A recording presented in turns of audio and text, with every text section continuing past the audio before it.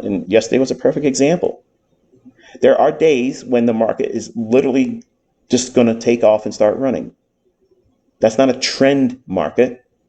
That's just a market that's going to be a very low resistance liquidity run. We don't have that right now, folks. Why? How do we know when there is going to be a harder degree of free running price, higher and lower, before we even start trading? How can we anticipate conditions where there's going to be high resistance liquidity? Because high resistance liquidity runs are very hard to trade in. You can make money in them, but you're going to get stopped out a lot.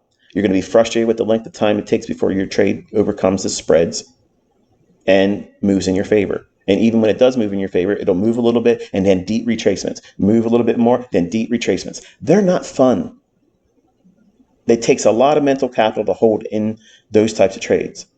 And I have done all the work that I've spent in the last 30 years on how to eliminate trading those environments and focusing on when the low resistance liquidity runs are going to be in play. What do they look like? That's an economic calendar for the week that has maybe one or two high or medium impact news drivers, not what we had this week.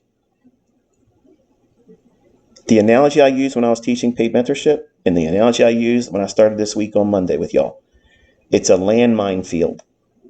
It will not be easy for price to go one direction and be sustained. You're going to get banged around a lot.